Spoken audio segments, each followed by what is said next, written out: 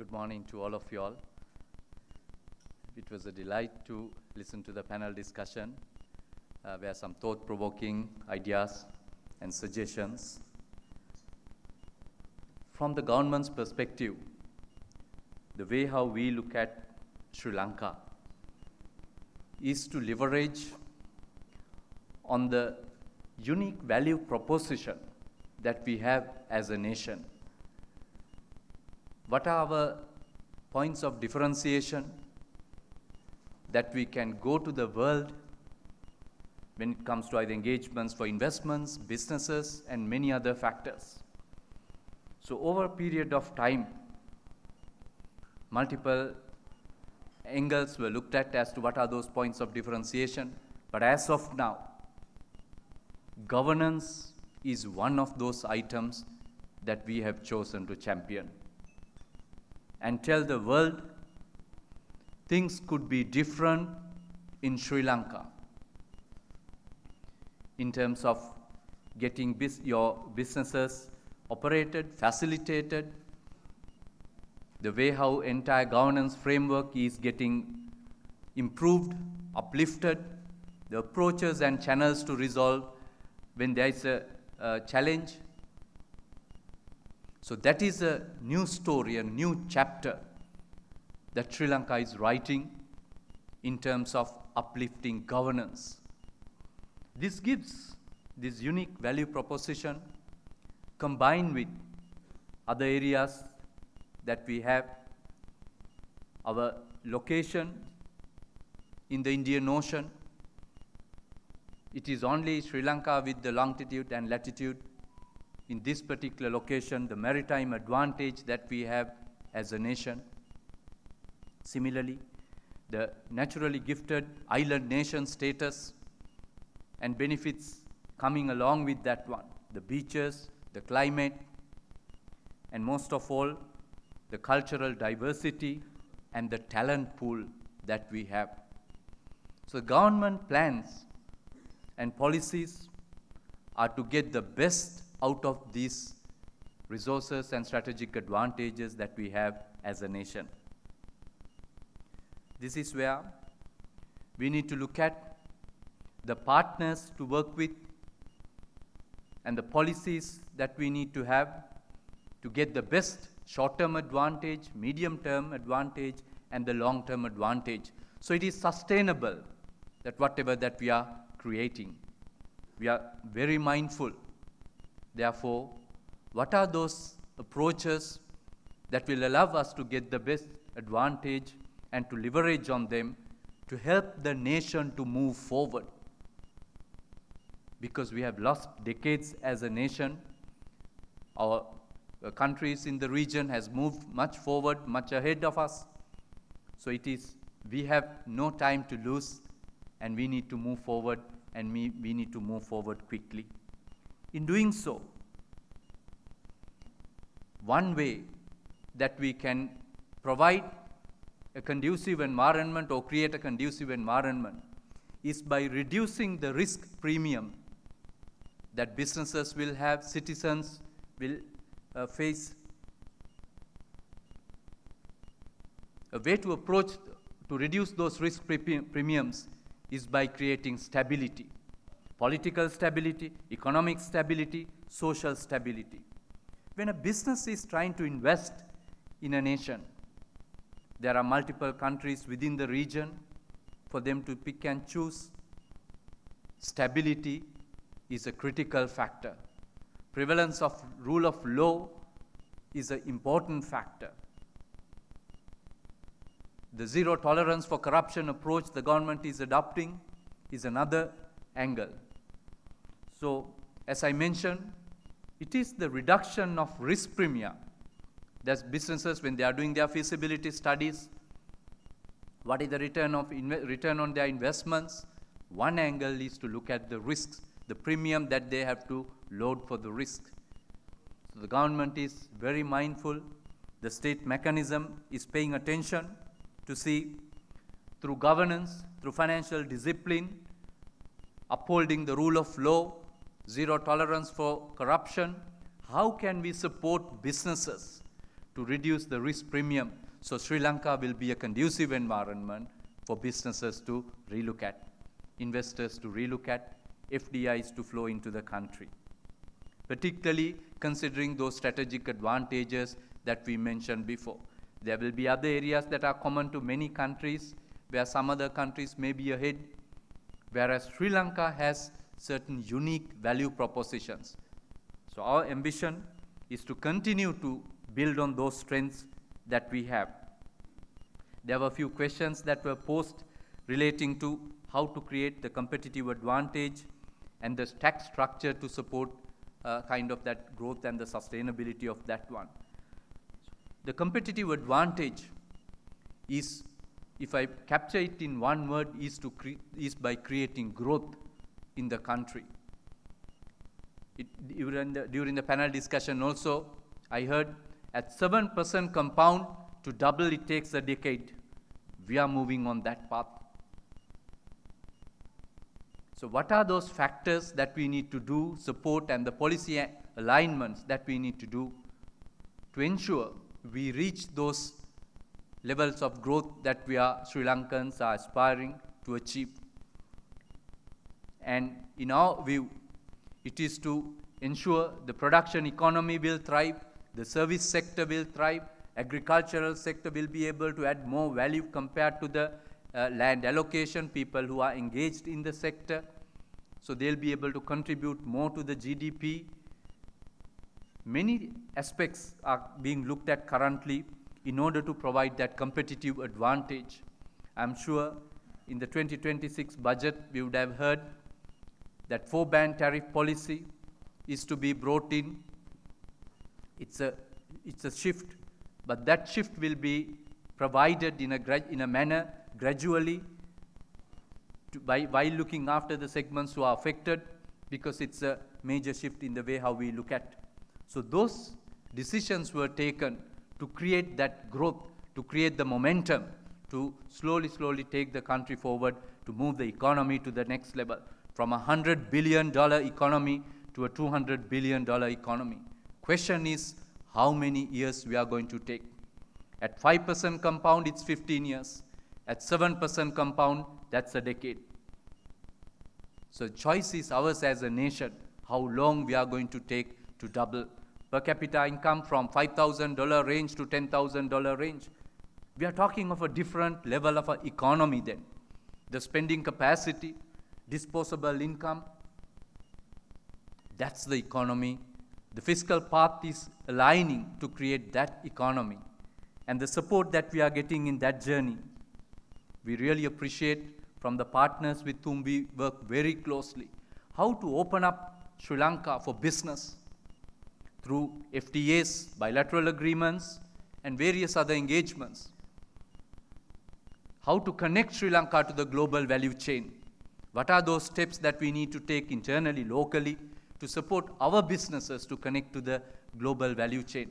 That's where, in the budget, nearly 96 billion rupees were allocated to SME sector to support particularly women entrepreneurs, young entrepreneurs, exporters, to relook at and identify ways to engage and to go out of Sri Lanka.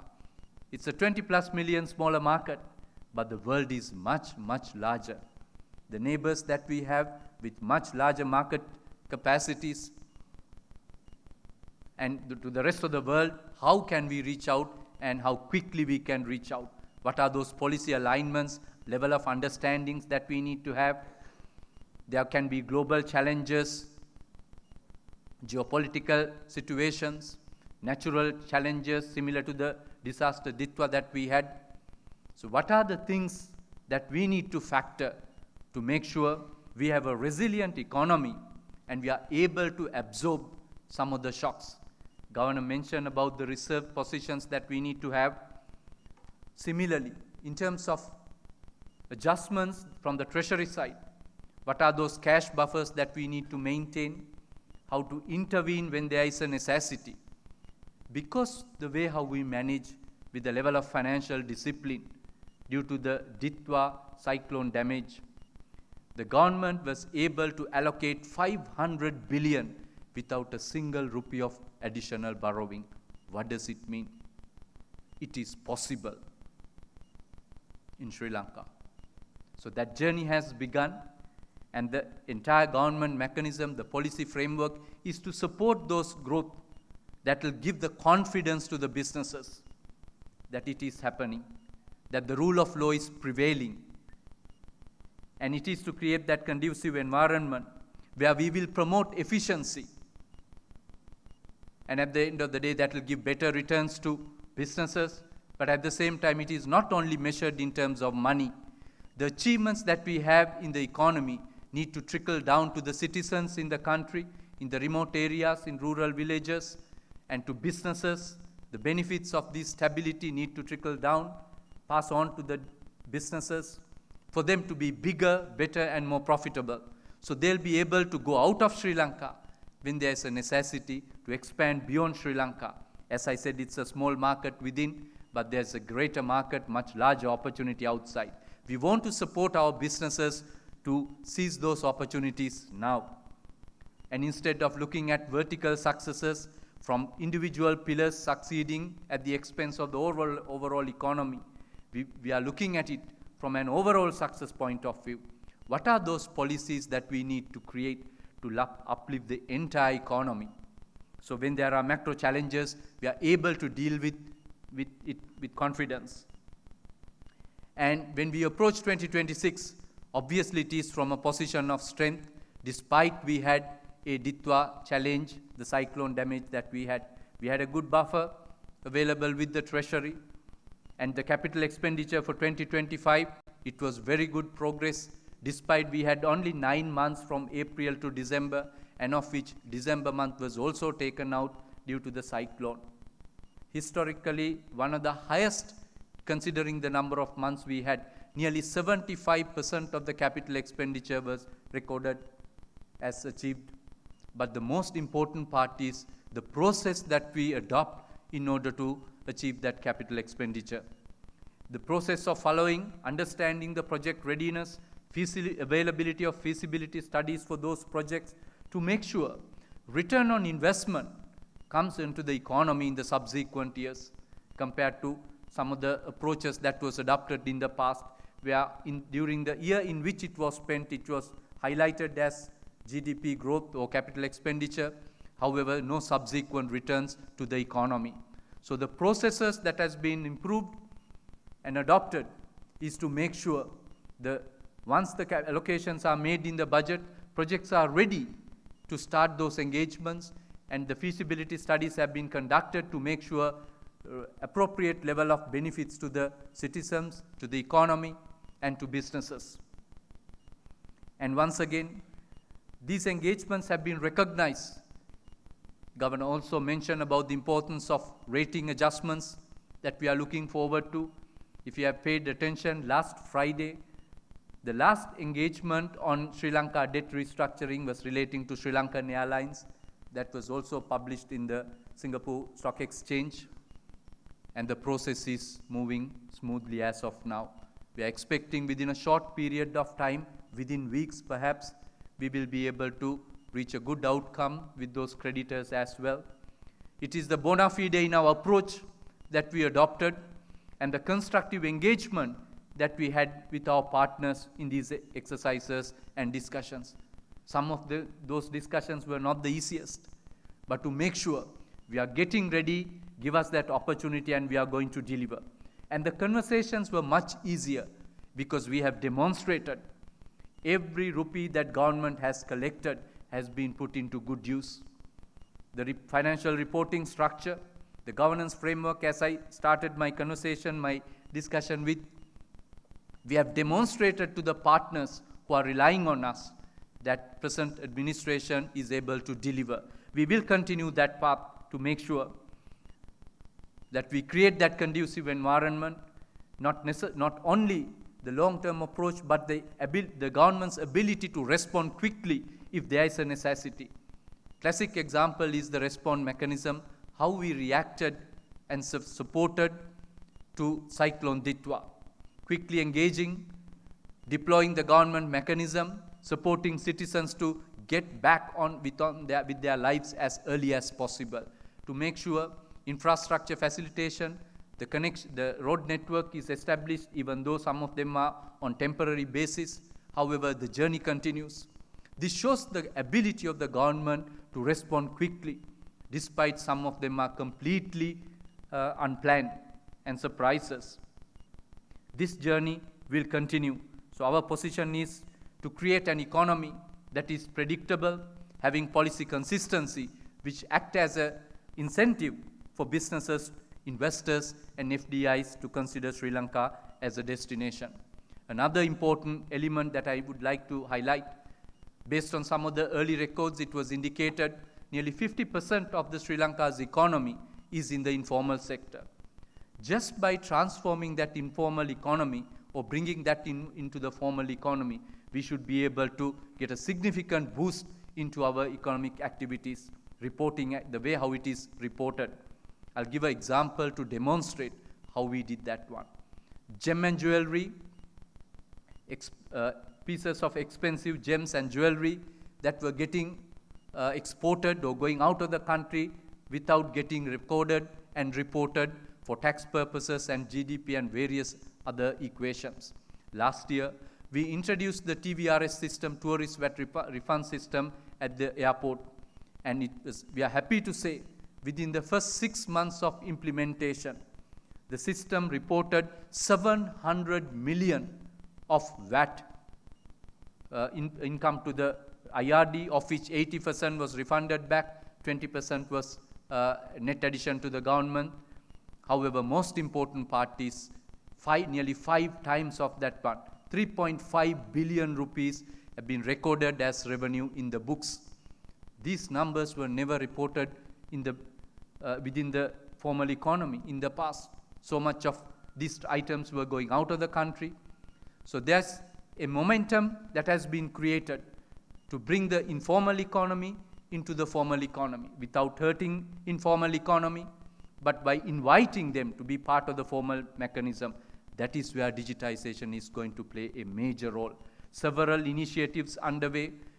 The UDI mechanism, the unique digital identification, the supporting of national single window. We have spoken about it for many, many years. However, we are very close to the first phase of implementation as of now on the national single window. The teams are busy working on those fronts as well. Similarly, from the IRD side, the VAT refund system, the repealing of a SWAT system, and the introduction of paying the VAT and claiming the VAT from IRD. Once again, the digital journey is connected to that as well, where the regulation mandates the IRD to refund it within a 45-day period, but within the first month of operation, we were able to demonstrate refunds were able to give within 20 to 45 days time. Second month of operation, month of November, we were able to bring it down from 45 days to 2 days in some of the examples. This is the efficiency that we want to deliver as the government. So the digitization approach will continue. We will allocate more resources to the digital path to support the growth of the economy.